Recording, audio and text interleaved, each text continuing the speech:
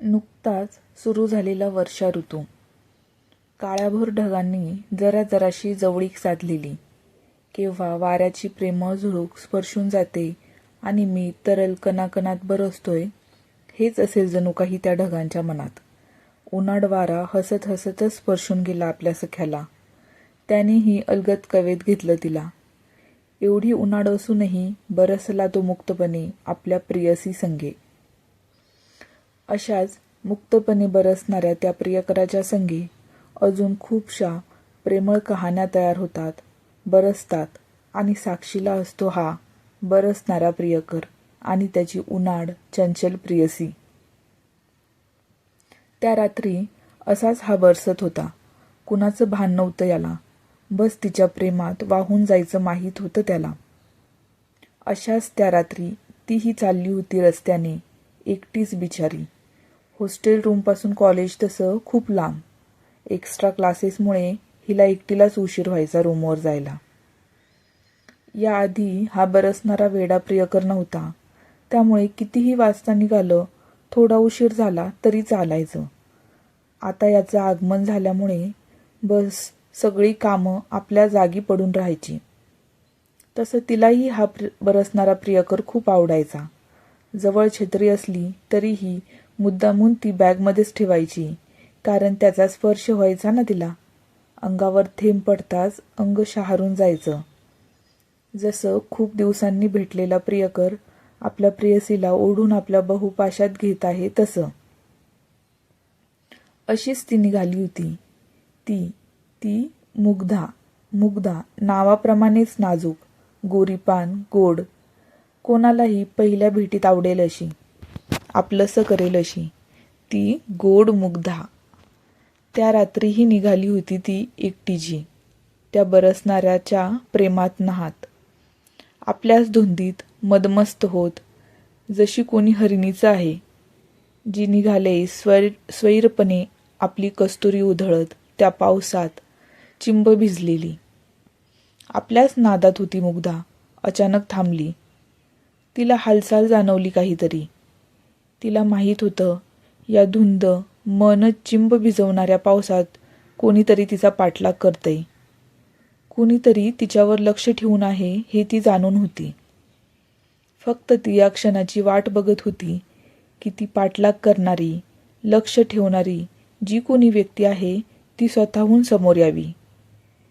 3-4 दिवस झाले मुग्धा वाट बघत होती. ती व्यक्ती स्वतःहून पुढे यावी, पण येत नव्हती. या विचारात असतानाच तिचा पाय अडखळला आणि ती खाली पडली. अगदीच चिंब भिजली होती ती पावसात. वरून प्रेमवेडा बरसत होता. जणू काही त्याने ठरवलं होतं, सर्व प्रेम आताच करून घ्यायचं, मनसोक्त बरसून. मुग्धा खाली पडते न पडते तोच कुणीतरी घट्ट पकडलं तिच्या कमरेला. त्या राकट स्पर्शाने मोहरली ती. तिने ओळखले, हा स्पर्श पुरुषी आहे. यासाठीच तर तिचं नाटक होतं हे सगळं, खाली चिखलात पडण्याचं. निदान अशी तरी ती व्यक्ती बाहेर येईल आणि कोण आहे ते कळेल. त्याने तिला अलगद पकडून उभं केलं. त्याचे हात अजून तिच्या कमरेभोवतीच होते. तिने आपला नाजूक चेहरा हळुवारपणे वरती करून पाहिलं की कोण आहे हा. अरे, हा तर तोच आहे जो लायब्ररीत आपल्या समोर बसलेला असतो. आपण जे पुस्तक घेऊ वाचायला त्यालाही हेच हवं असतं. वाचन कमी आणि आपल्याकडेच हा जास्त बघत असतो. खूप दिवस झाले याचे हे खेळ चालू होते. आता तर हा पाठलागही करायला लागला आहे आपला. कोण समजतो कोण हा स्वतःला? काही बोलायला तोंड उघडणार तेवढ्यात त्याने मुग्धाच्या ओठांवरती आपलं बोट ठेवलं त्याचं. खूप छान होता तो दिसायला. उंचापुरा, गोरापान, लांब नाक, काळेभोर डोळे, कमावलेली शरीरयष्टी अगदी मजबूत अशी. तो मोहित. खरंच नावाप्रमाणे मोहित होता तो सर्वांना. जसा श्रीकृष्ण आपल्या गोपिकांना मोहवायचा ना, अगदी तसं. खरं तर मुग्धालाही खूप आवडायचा तो. पण मुग्धा स्वतःहून यात पडणं टाळायची. ती घाबरायची या सर्वाला. प्रेम वगैरे या प्रकरणाला. त्यामुळे ती 2 हात लांबच असायची या सर्वापासून.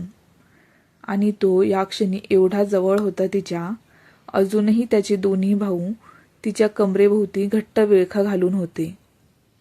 जणू काही नव्याने उगवलेल्या वेली जसं आधार मिळालेल्या मोठ्या झाडाला बिलगून असतात आणि बहरत जातात पुन्हा आपल्याच नादात, अगदी तसं. वरून तो प्रियकर बरसत होता. वातावरणात खूप सारा गारठा होता. तरी त्या दोघांना आपले गरम श्वास जाणवत होते. हृदय जोरजोरात धडधडत होतं. ती वेळच अशी होती. दोघेही शांत, कुणी काही बोलायच्या मनस्थितीतच नव्हतं. नीरव अशी शांतता. बस तो वरून बरसणारा मेघराज आणि या दोघांचे जलद गतीने चालणारे श्वासोच्छ्वास, याचाच काही आवाज होत असेल तर. इकडे मुग्धाची हालचाल वाढली. ती स्वतःला मोहितच्या पकडेतून सोडवू पाहत होती, पण त्याची पकड एवढी घट्ट होती, नाही सोडवू शकली ती.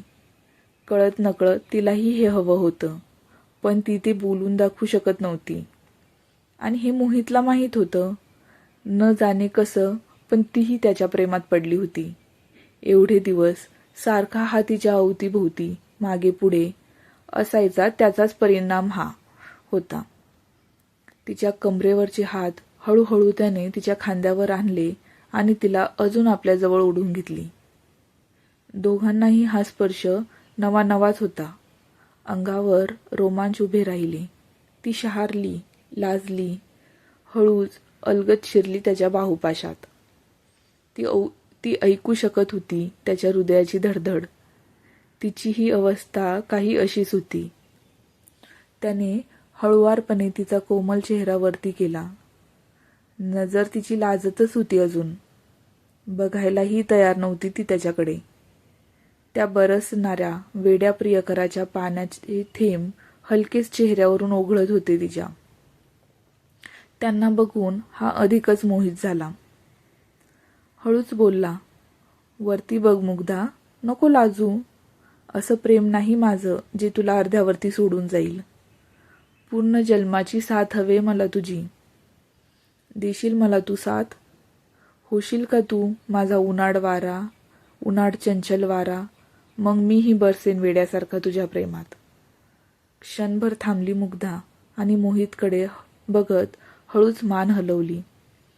होकार दिला तिने मोहितला. मोहित आनंदाने जोरजोरात ओरडू लागला, "हे बघ बरसणाऱ्या मेघा, आता मीही एकटा नाहीये. माझ्याकडेही एक अवखळ वारा आहे. बरसून घे तू बेभान आणि हो साक्षी आमच्या प्रेमाचा." असं म्हणतच त्याने आपले ओठ मुग्धाच्या ओठांवर टेकवले. ती शहारली, बावरली आणि मोहितवरची तिची पकड अजूनच घट्ट झाली. दोघेही धुंद होते एकमेकांच्या नशेत. नजरेत नजर, गरम श्वास, ओठात ओठ, हातात हात, कधीही न सुटण्यासाठी. आणि वरून बरसणारा तो, जसं काही अमृत वर्षा करत होता मोहित मुग्धाच्या प्रेमावर. बेधुंद बरसत होता आज. साक्षीदार होता ना तो अजून कुणाच्या तरी सुरेख अशा प्रेमाचा.